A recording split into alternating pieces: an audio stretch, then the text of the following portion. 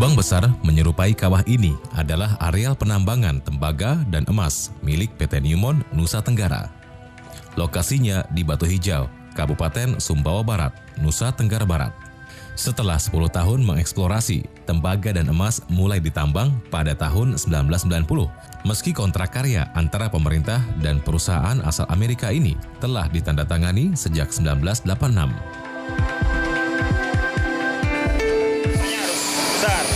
Ini kandungan tembaganya sudah 25, kurang lebih 25%. 25 sampai 30. Kita targetnya 25. Yang lebih tua dari Newmont adalah Freeport yang berada di dataran tinggi Grasberg, Papua. Kontrak pertambangan selama 30 tahun ditandatangani pada 5 April 1967 antara pemerintah yang diwakili Menteri Pertambangan Slamet Bratanata dan perwakilan Freeport Sulfur. Kontrak ini ditandatangani bahkan 3 tahun sebelum rakyat Papua memutuskan merdeka atau bergabung dengan Indonesia lewat penentuan pendapat rakyat atau PPRA.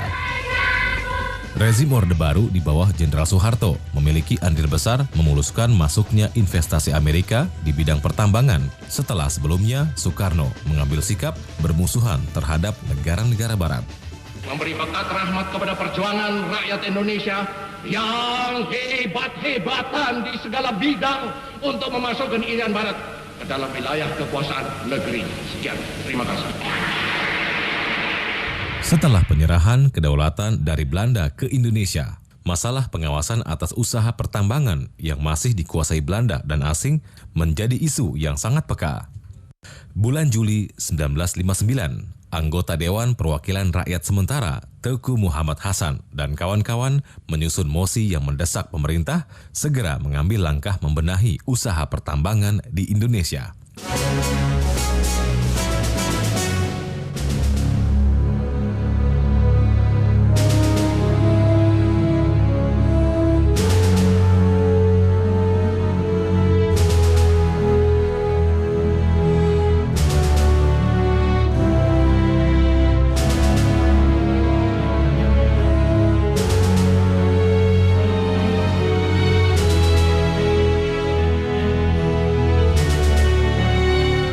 Menanggapi mosi ini, panitia negara yang dibentuk pemerintah berhasil menyiapkan naskah rancangan undang-undang pertambangan.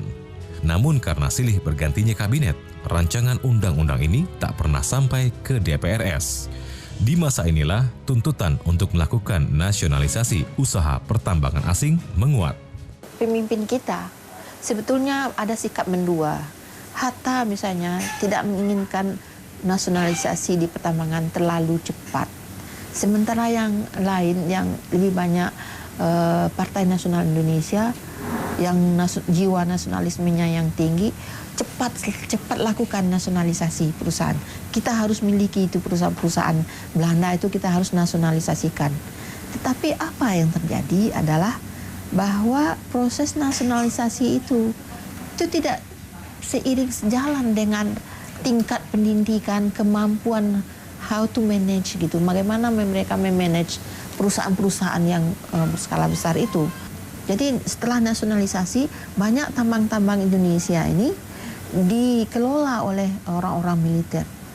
Nah ini yang terjadi, korupsi besar-besaran, salah manajemen, mismanajemen, dan seterusnya, yang membuat banyak perusahaan-perusahaan tambang itu kolaps.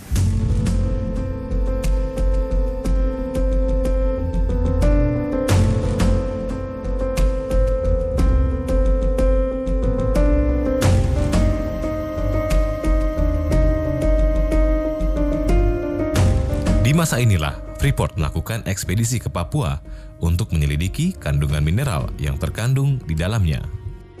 Tahun 1960, pemerintah menerbitkan Undang-Undang Pertambangan yang mengakhiri berlakunya Indische Menwet tahun 1899, warisan kolonial.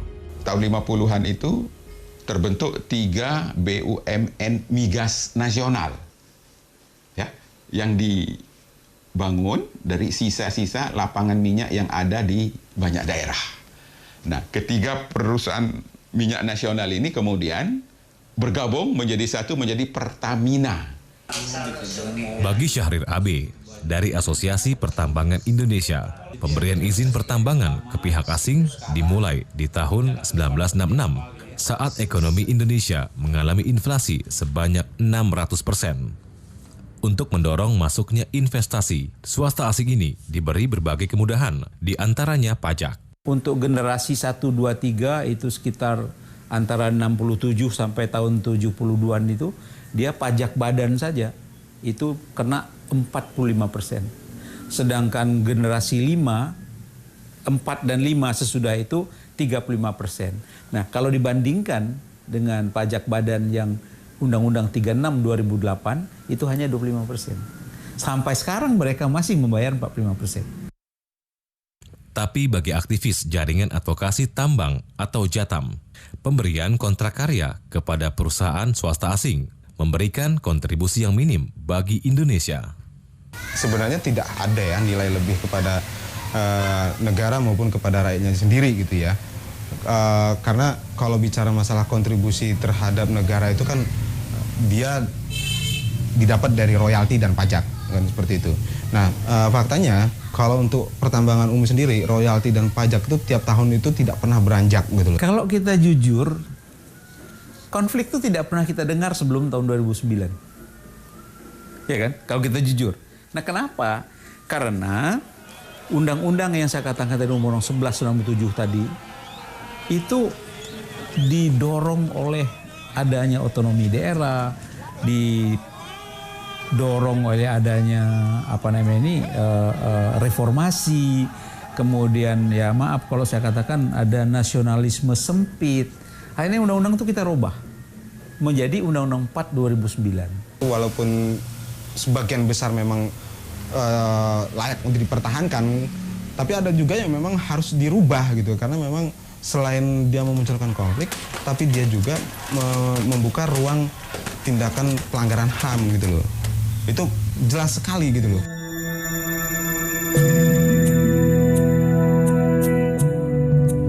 ...67 tahun setelah Indonesia merdeka, hasil-hasil tambang mineral dan migas masih dipertanyakan apakah benar-benar memenuhi harapan konstitusi dan para pendiri bangsa.